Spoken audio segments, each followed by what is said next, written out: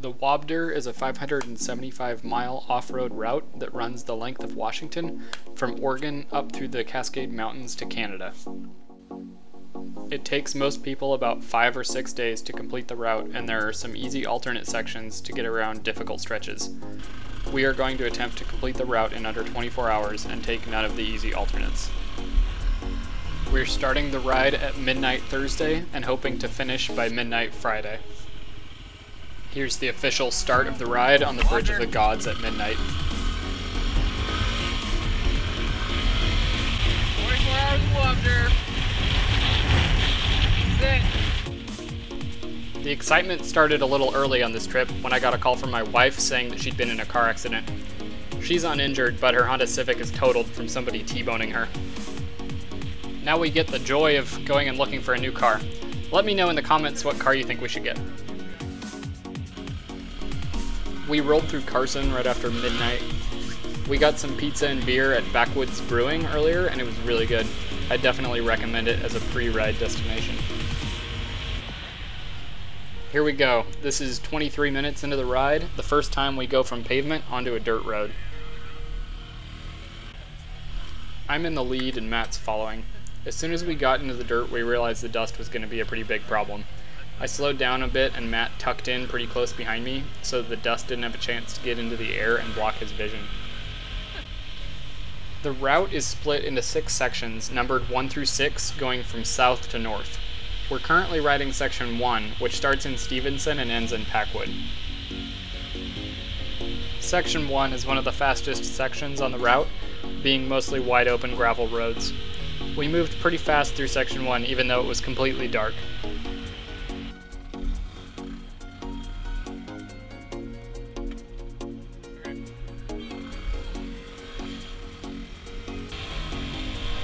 So, you know how I said we were moving pretty fast in section 1? Well, we might have been moving a little too fast. I came into a corner too quick and ran wide, but I managed to straighten up and keep it on the road. Unfortunately, Matt was right behind me and ended up landing in a ditch to avoid hitting me.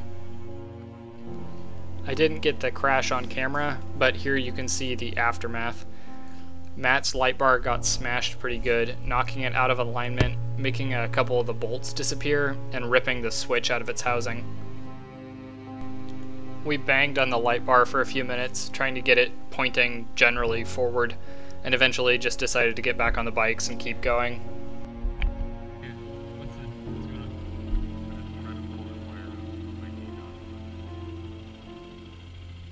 I think if we run it, so why don't you just try to point it?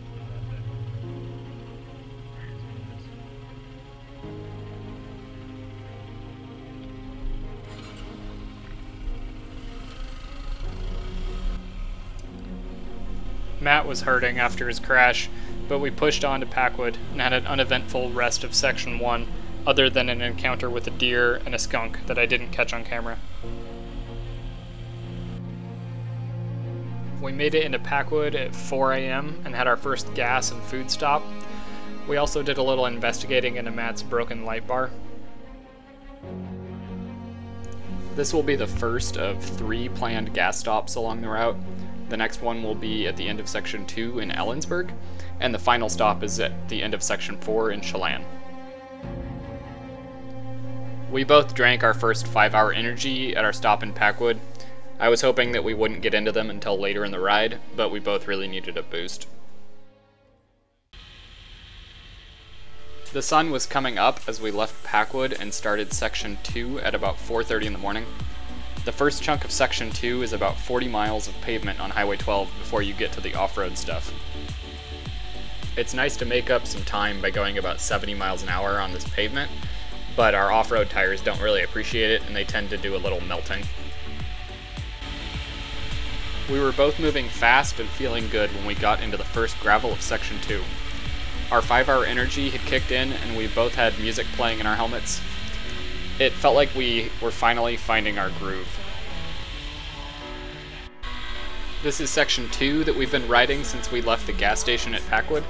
Section 2 goes from Packwood about 120 miles up to Ellensburg. Section 2 is a fun section, but it's also the rockiest section with frequent large loose rocks in the road. The views along Bethel Ridge are normally spectacular, but riding it at sunrise just takes it to another level.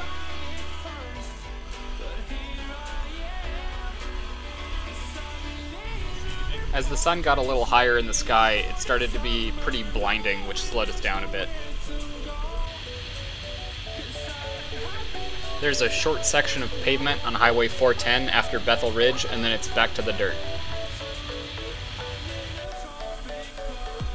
The views along Section 2 are just incredible. This is on Cleman Mountain, coming up to the radio tower.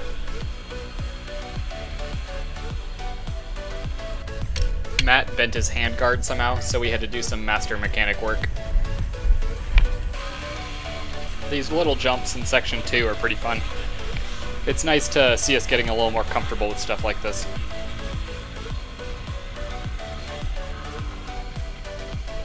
This little water crossing is the only one along the whole route. It would have been a little more refreshing and nice if it hadn't been 7:30 in the morning and still pretty cold out.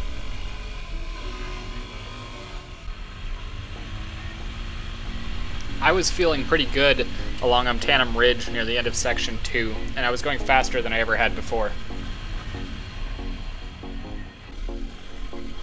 Matt was having a different experience than me, though. He was hurting from his motorcycle accident a couple months ago, plus he had hurt his thumb in his crash earlier this morning. The rocky parts of Section 2 can be rough on the hands. As I found out a little later, his bike was getting worse and worse too. His temperature light was coming on, and now his engine light was coming on, and it was starting to run somewhat rough. We rolled into Ellensburg at the end of Section 2 at 9 in the morning and stopped for food and gas. Matt's bike had deteriorated quite a bit, and we were both worried about it. We knew we had to find a way to fix Matt's bike to have any hope of finishing the route. That's all for part 1 of 24 Hours of WABDR. I'm releasing this ride as a 3-part series, so stay tuned for part 2 next week.